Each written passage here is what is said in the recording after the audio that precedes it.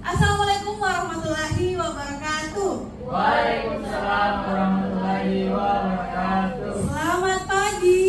Pagi luar biasa. Luar biasa. Semangat Bapak Ibu semua pada hari ini. Si Maya orangnya sabar. Cakep. Halo semuanya, apa kabar? Baik. Luar biasa. Semoga kita semua selalu diberi kesehatan dan kebahagiaan selama mengikuti pembelajaran hari ini ya. Baik, perkenalkan Bapak Ibu, saya Fadila Insania Baharudin.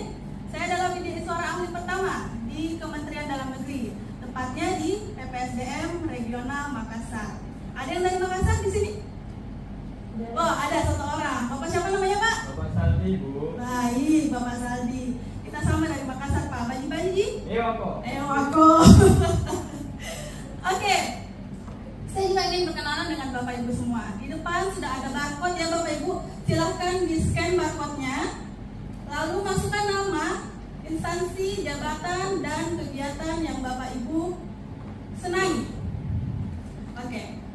Di sini terlihat sudah ada yang memasukkan namanya Ibu Amira dari Pemkab Bone. Kegiatan yang disenangi me time. Wah, luar biasa Ibu Amira me time ya. Oke, semuanya sudah melakukan perkenalan di link ini. Sebelum kita membahas lebih lanjut tentang materi sistem merit, saya akan memberikan informasi kepada Bapak Ibu tentang hasil belajar yang akan kita capai pada pembelajaran hari ini. Nah, hasil belajar yang diharapkan untuk dicapai adalah Bapak Ibu mampu memahami konsep sistem merit dalam pengelolaan ASN. Kemudian indikator hasil belajarnya, Bapak Ibu bisa menjelaskan konsep sistem merit dalam pengelolaan ASN. Jadi ketika Bapak Ibu sudah bisa menjelaskan konsep sistem merit, maka indikator hasil belajar dianggap sudah tercapai. Oke Bapak Ibu? Nah, tadi kita sudah membahas tentang peran ASN, kedudukan, hak dan kewajibannya. Nah, dalam manajemen ASN ternyata tidak cuma itu, ada juga yang disebut dengan sistem merit. Nah, apa itu sistem merit? Ada yang tahu? Oke, bukan tentang pernikahan ya Ibu ya? Ibu siapa namanya Bu? Ibu Kiki. Apa itu sistem merit Bu? Sistem merit yaitu pengelolaan ASN yang didasarkan pada kinerja. Wah, luar biasa. Beri tepuk tangan dulu untuk Ibu Kiki.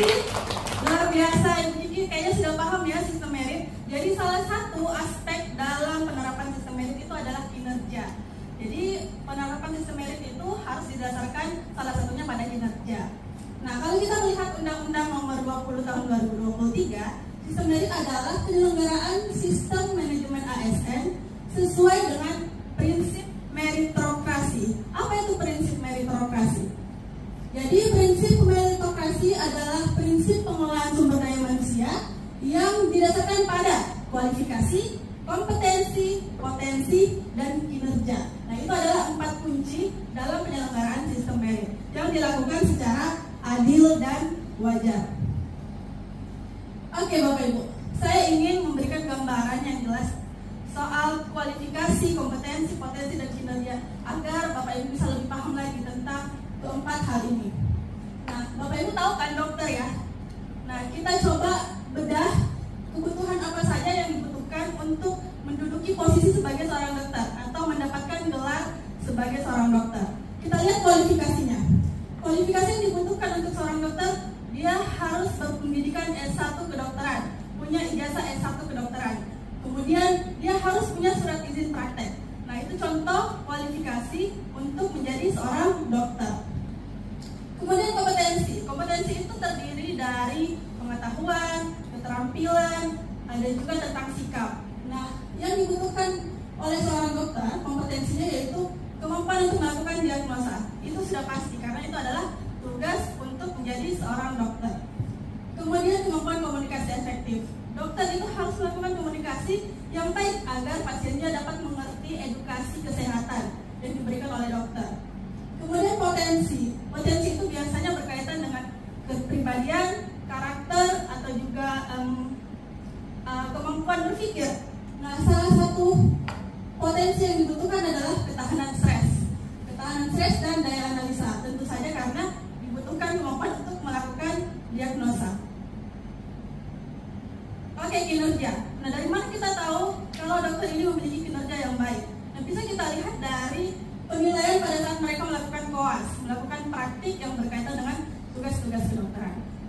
dia beberapa contoh terkait penerapan sistem merit, khususnya pada profesi dokter misalnya. Nah, ini adalah gambaran pelaksanaan sistem merit, mulai dari perencanaan. Perencanaan itu berkaitan dengan pengadaan. Pengadaan harus dilakukan sesuai dengan kebutuhan instansi.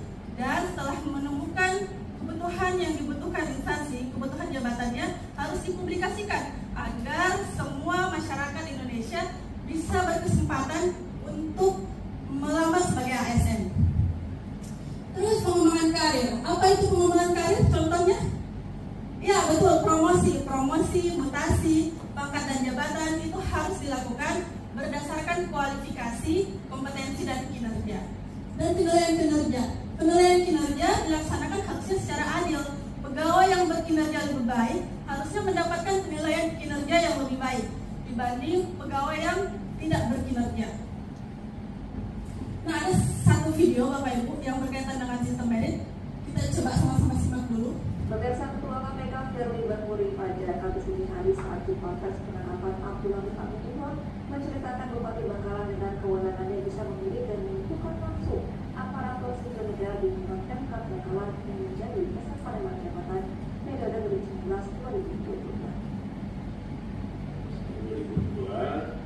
Pemerintah Kabupaten Bangkalan atas perintah Saudara Bupati Bangkalan LAI membuka formasi seleksi pada beberapa posisi jabatan di tingkat jabatan pimpinan tinggi JPT, termasuk juga jabatan-jabatan promosi untuk eselon 3 dan 4. Melalui orang-orang kepercayaannya, Saudara Bupati Bangkalan, yaitu Saudara tersangka LAI, kemudian melakukan permintaan komitmen fee berupa uang kepada setiap ASN yang berkeinginan untuk bisa dinyatakan lulus, terpilih, dan lulus dalam seleksi jabatan. Oke, ini kasusnya berkaitan dengan sistem merit. Ada yang tahu atau ada yang mau berpendapat hubungan antara video tadi dengan sistem merit? Siapa yang mau? Silakan, Ibu, siapa namanya? Dengan ini Ya. dari video tersebut itu saya melihat adanya kasus suap yang jabatan yang bertentangan dengan sistem merit. Oke, berarti Ibu Heni paham ya, maksud dari video tadi itu adalah terkait kasus suap untuk lelang jabatan. Ini memang tetap bertentangan dengan sistem merit. Jadi sistem merit yang seharusnya didasarkan pada kualifikasi, kompetensi dan kinerja ini dilakukan dengan cara tidak adil. Orang-orang yang memiliki dana, kesempatan untuk melakukan suap itu diberikan kesempatan untuk dipromosikan dibanding orang-orang yang mungkin tidak memiliki dana yang cukup untuk dipromosikan. Nah, ini bertentangan dengan prinsip keadilan dalam sistem merit. Nah, saya ingin Bapak Ibu melakukan diskusi. Saya ingin membagi 4 kelompok ya. Ini kelompok 1, kelompok 2, kelompok 3 dan kelompok 4. Jadi kelompok 1 dan kelompok 2 itu membahas tentang penerapan sistem merit. Cari contoh kasusnya, lalu kemudian jelaskan apa kaitan dari contoh kasus itu dengan sistem merit. Nah, dan di kelompok 3 dan 4 itu membahas tentang pelanggaran sistem merit. Cari contohnya dan jelaskan apa keterkaitannya. Silahkan melakukan diskusi Bapak Ibu dengan teman kelompoknya. Lalu buat bahan paparan nanti Bapak Ibu akan presentasi ya. Silahkan. Kelompok 2.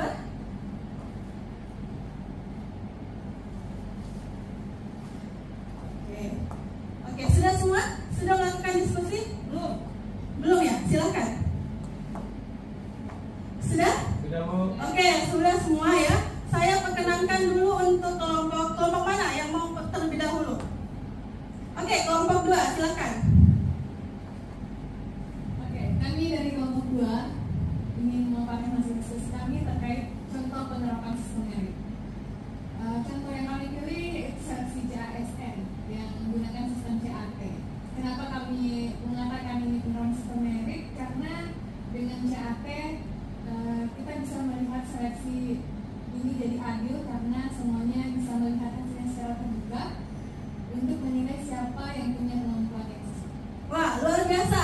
Tepuk tangan dulu untuk semua kelompok yang sudah presentasi. Oke, Bapak Ibu sepertinya sudah paham ya contoh-contoh penerapan dan pelanggaran terhadap sistem merit. Nah, tadi ada yang menjelaskan tentang penerapan sistem merit dengan sistem CASN, seleksi CASN. Ada juga tadi yang di kelompok 3 menjelaskan tentang pelanggaran sistem merit berkaitan dengan mutasi yang tidak ada dasarnya. Ya, itu sering sekali terjadi terutama di daerah-daerah ya Bapak Ibu. Oke, sampai di sini ada yang Bapak Ibu ingin tanyakan? Saya Bu. Ya, silakan Bapak siapa namanya Pak? Bapak Saldi Bu. Baik, silakan Pak. Jadi di Undang-Undang Nomor 20 Tahun 2023 terkait dengan ASN itu sudah dihilangkan ke ASN. Jadi sekarang pertanyaannya adalah siapa yang kemudian bertugas mengawasi jalannya sistem merit di Indonesia. Terima kasih Bu. Oke, luar biasa pertanyaan Bapak Sandi, bagus sekali ya pertanyaannya. Sekarang di Undang-Undang 20 Tahun 2023 sudah tidak ada lagi KASN yang seharusnya bertugas mengawasi pelaksanaan sistem merit dalam pelaksanaan pengelolaan ASN. Nah, saat ini yang menjadi persoalan kemudian siapa yang harus atau bertanggung jawab dalam mengawasi pelaksanaan sistem merit dalam manajemen ASN. Ada yang tahu? Ada yang tahu? Nah, kayaknya tidak ada ya. Jadi, yang bertugas atau bertanggung jawab dalam mengawasi pelaksanaan sistem merit dalam pengelolaan ASN adalah Menpan-RB, Menteri Pendayagunaan Aparatur Negara, dan juga BKN.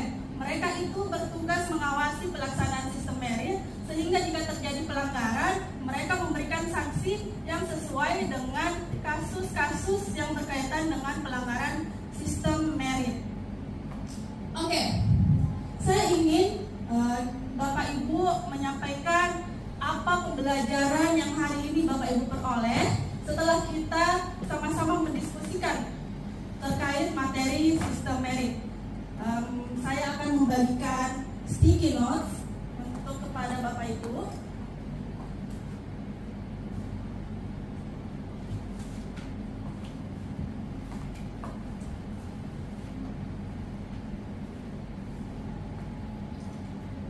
Oke. Sudah? Sudah? Oke, saya ambil ya. Sudah semuanya.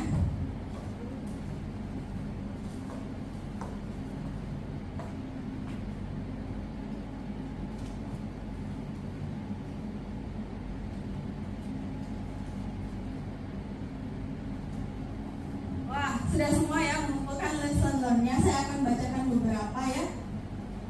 Yang pertama, sistem merit terlalu ideal di instansi pemerintah. Ya, benar sekali, sistem merit adalah sistem yang ideal dalam pelaksanaan manajemen ASN ya Bapak Ibu.